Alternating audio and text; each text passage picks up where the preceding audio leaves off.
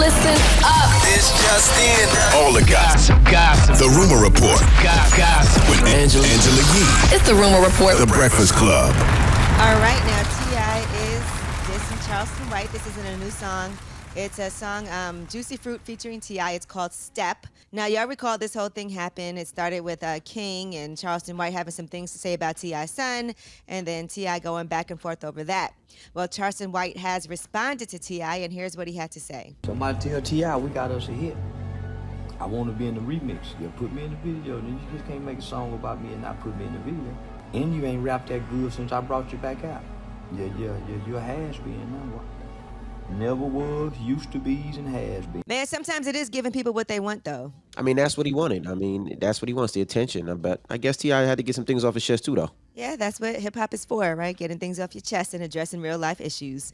All right, now, Jeffrey Dahmer's father, Lionel Dahmer, did an interview with Dr. Phil, and it's a 3-day Dahmer special that's going to air. TMZ got hold of a couple of clips from that sit-down, and Lionel talks about different times when he felt like he should have realized something was wrong and he could have saved some lives. Here's what he had to say. When I made the visit to Milwaukee, I saw this box in the closet in his room. I said, I'm going to open it. And he kept complaining that he couldn't even have 1 foot square of his own property to do with what he wants. And I said, I'm going to open it anyway, find out what's in here. Because that's what I thought it was, something related to pornography. In a way, I'm glad, but in a way, I'm not glad that I didn't press it, because if I would have opened that box and found what was in there, I think I would have lost it. Then the next day, he opened it and he said, see, this is what it was.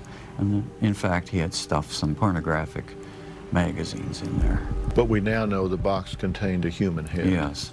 I said, well, what would you have done, Jeff, if I'd opened? And he said something like, the jig would have been up.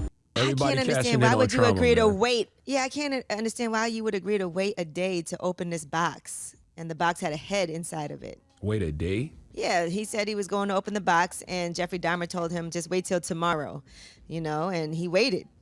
Well, that happens all the time. Nah, we're going to open this now. That happens all the time. You don't open all your packages immediately.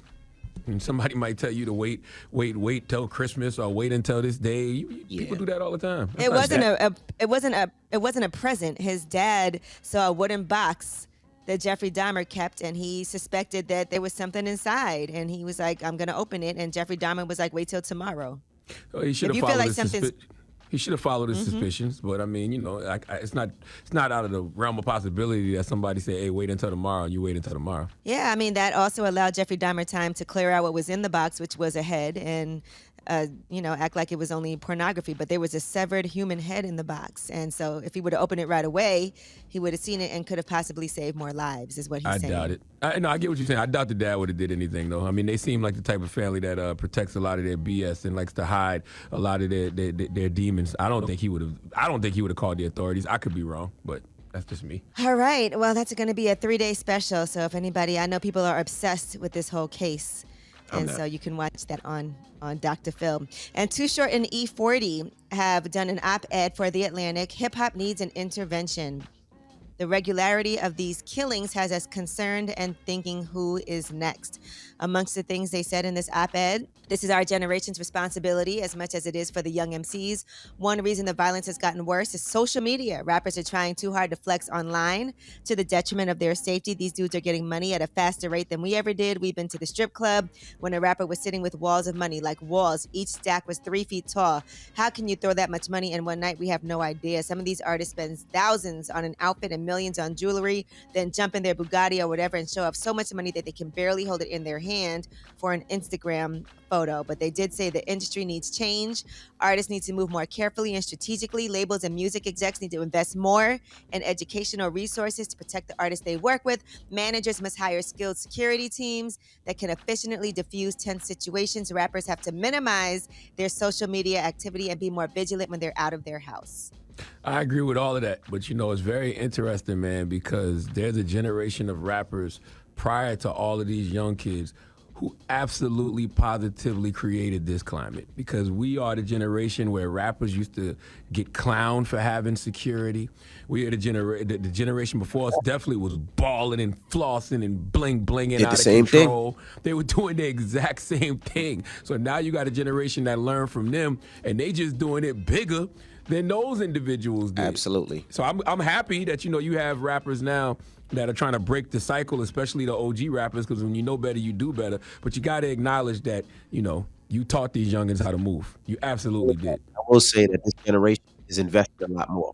Like you look at what, Little Baby, the Migos, Dirk, and some of these younger artists that are coming up now, they're investing their money way better than a lot of those other artists as well, too. So, yeah, But like they said, they're learned from making them. a lot more too. Yeah, they definitely make it. They're definitely making a lot more. But the generation before us, I guess they was fronting then, because boy, they used to act like they was balling. Like we're acting like that Yeah, but balling bling era didn't start, 30 years ago. Yeah, but I think with the streaming, with opportunities online to do things, with social media, being influencers, doing ads online, there's just a lot of money floating around. All right, well, that is your rumor reports. I thank you, Miss Yee. Who you giving that donkey to? For after the hour, man, it's a donkey of the day update, so to speak. Darryl Brooks, you remember Darryl Brooks? He's the guy who drove his SUV into a crowd at a Christmas parade in Waukesha, Wisconsin. We'll discuss for after the hour. He's been in front of the congregation before, but I guess he's back. All right, we'll get to that next. It's the Breakfast Club. Good morning.